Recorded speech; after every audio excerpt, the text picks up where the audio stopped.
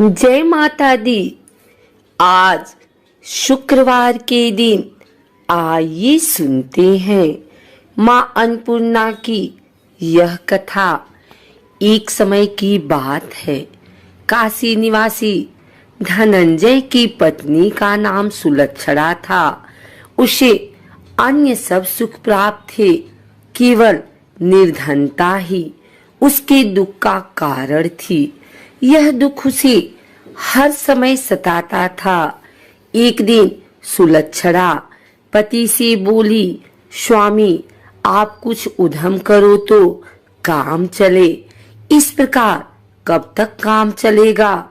सुलक्षणा की बात धनंजय के मन में बैठ गई और वह उस दिन विश्वनाथ शंकर जी को प्रसन्न करने के लिए बैठ गया और कहने लगा, हे देवाधिदेव विश्वेश्वर, मुझे पूजा पाठ कुछ आता नहीं है, केवल तुम्हारे भरोसे बैठा हूँ। इतनी विनती करके वह 2-3 दिन भूखा प्यासा बैठा रहा। यह देखकर भगवान शंकर ने उसके कान में अन्नपूर्णा अन्नपूर्णा अन्नपूर्णा इस प्रकार 3 बार कहा। यह कौन क्या कह गया? इसी सोच में धनंजय पड़ा रह गया कि मंदिर से आते ब्राह्मणों को देखकर पूछने लगा, पंडित जी अन्नपूर्णा कौन है? ब्राह्मणों ने कहा, तू अन्न छोड़ बैठा है, सो तुझे अन्न की ही बात सूझती है। जा घर जाकर अन्न ग्रहण कर। धनंजय घर गया, स्त्री से सारी बात कही। वह बोली, नाथ चिंता मत करो, स्वयं शंकर जी ने यह मंत्र दिया है, वे स्वयं ही खुलासा करेंगे। आप फिर जाकर उनकी आराधना करो। धनंजय फिर जैसा का तैसा पूजा में बैठ गया। रात्रि में शंकर जी ने आज्ञा दी, कहा तू पूर्व दिशा में चला जा। वह अन्नपूर्णा का नाम जपता जाता और रास्ते में फल खाता, झरनों का पानी पीता जाता। इस प्रकार कितने ही दिनों तक चलता गया। वहां उसे चांदी सी चमकती वन की शोभा देखने में आई। सुंदर सरोवर देखने में या उसके किनारे कितनी ही अप्सराएं झुंड बनाए बैठी थी। एक कथा कहती थी और सब माँ अन्नपूर्णा इस प्रकार बार बार कहती थी। यह अगहन मास की उजेली रात्रि थी और आज से ही व्रत का आरंभ था। जिस शब्द की खोज करने वह निकला था, वह उसे वहां सुनने को मिला। धनंजय ने उनके पास जाकर पूछा, हे देवियों, आप यह क्या कर रही हो? उन सब ने कहा, हम सब माँ अन्नपूर्णा का व्रत करती हैं। व्रत करने से की गई पूजा क्या होता है? यह किसी ने किया भी है? इसे कब किया जाए? कैसा व्रत है और इसकी विधि क्या है? मुझसे भी कहो। वे कहने लगी, इस व्रत को सब कोई कर सकते हैं। 21 दिन तक के लिए 21 गांठ का सूत लेना चाहिए। 21 दिन यदि न बने तो 1 दिन उपवास करें। यह भी न बने तो केवल कथा सुनकर प्रसाद लें। निराहार रहकर कथा कहें।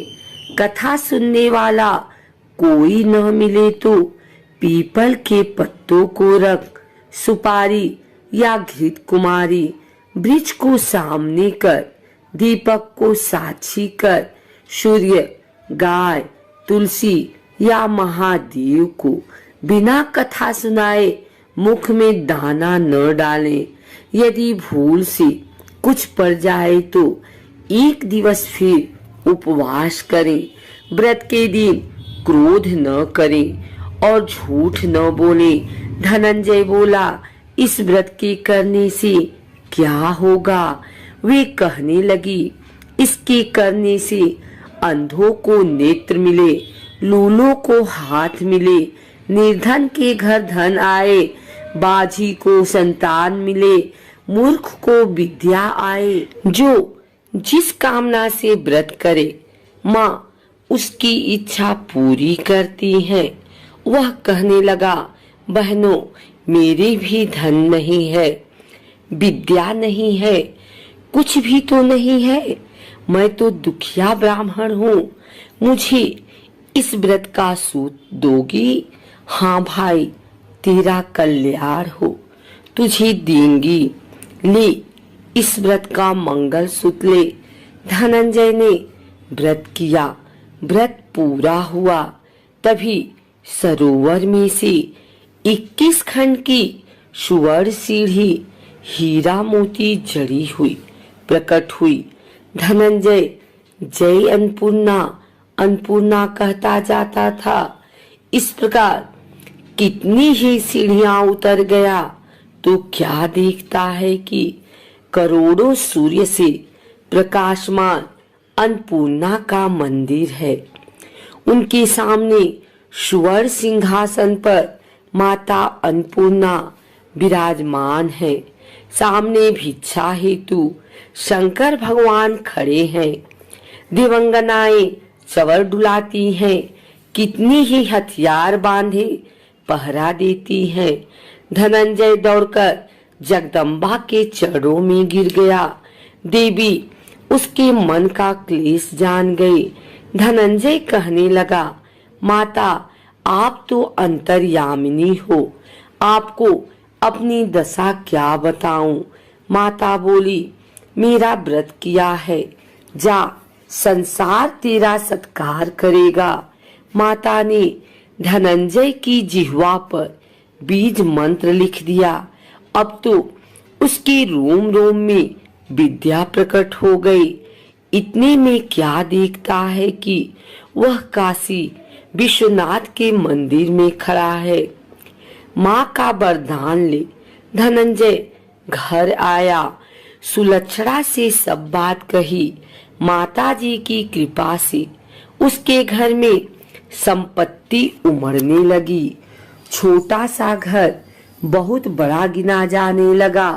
जैसे शहद के छत्ते में मक्खियां जमा होती हैं, उसी प्रकार अनेक सगे संबंधी आकर उसकी बढ़ाई करने लगे।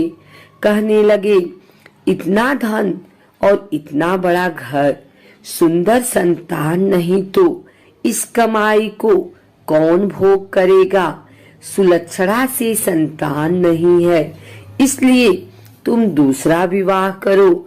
अनिच्छा होते हुए भी धनंजय को दूसरा विवाह करना पड़ा और सती सुलक्षणा को सौत का दुख उठाना पड़ा। इस प्रकार दिन बीतते गए। फिर अगहन मास आया। नई बंधन से बंधे पति से सुलक्षणा ने कहलाया कि हम व्रत के प्रभाव से सुखी हुए हैं, इस कारण यह व्रत छोड़ना नहीं चाहिए। यह माताजी का प्रताप है जो हम इतने संपन्न और सुखी हैं। सुलक्षणा की बात सुन धनंजय उसके यहाँ आया और व्रत में बैठ गया। नई बहू को इस व्रत की खबर नहीं थी। वह धनंजय के आने की राह देख रही थी। दिन बीतते गए और व्रत पूर्ण होने में 3 दिवस बाकी थे कि नई बहू को खबर पड़ी। उसके मन में ईर्ष्या की ज्वाला दहक रही थी।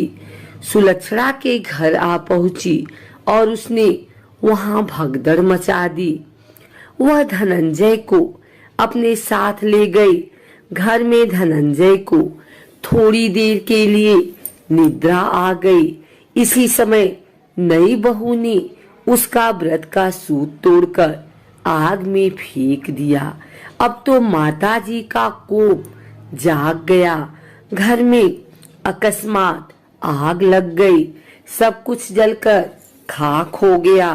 सुलक्षणा जान गई और पति को फिर अपने घर ले आई।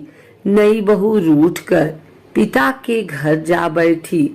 पति को परमेश्वर मानने वाली सुलक्षणा बोली, नाथ घबराना नहीं, माताजी की कृपा अलौकिक है। पुत्र कुपुत्र हो जाता है पर माता कुमाता नहीं होती। अब आप श्रद्धा और भक्ति से आराधना शुरू करो, वे जरूर हमारा कल्याण करेंगी। धनंजय फिर माता के पीछे पड़ गया। फिर वही सरोवर सीढ़ी प्रकट हुई, उसमें माँ अन्नपूर्णा कहकर वह उतर गया। वहां माता जी के चरणों में रुदन करने लगा। माता प्रसन्न हो बोली, यह मेरी स्वर्ण की मूर्ति ले, उसकी पूजा करना, तू फिर सुखी हो जाएगा। जा, तुझे मेरा आशीर्वाद है।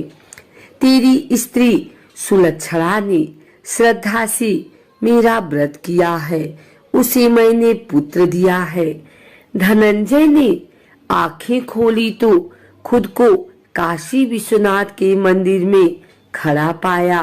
वहां से फिर उसी प्रकार घर को आया। इधर सुलक्षणा के दिन चढ़े और महीने पूरे होते ही पुत्र का जन्म हुआ। गांव में आश्चर्य की लहर दौड़ गई, मानता आने लगा।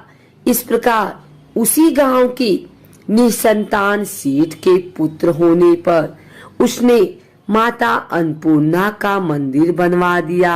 उसमें माताजी धूमधाम से पधारी, यज्ञ किया और धनंजय को मंदिर के आचार्य का पद दे दिया। जीविका के लिए मंदिर की दक्षिणा और रहने के लिए बड़ा सुंदर सा भवन दिया। धनंजय स्त्री पुत्र सहित वहां रहने लगा। माताजी की चढ़ावे में भरपूर आमदनी होने लगी। उधर नई बहू के पिता के घर डाका पड़ा, सब लूट गया। वे भीख मांगकर पेट भरने लगे। सुलक्षणा ने यह सुना तो उन्हें बुला भेजा, अलग घर में रख लिया और उनके अन्न वस्त्र का प्रबंध किया। धनंजय, सुलक्षणा और उसका पुत्र माताजी की कृपा से आनंद से रहने लगे। माताजी ने जैसे इनके भंडार भरे वैसे सबके भंडार भरे।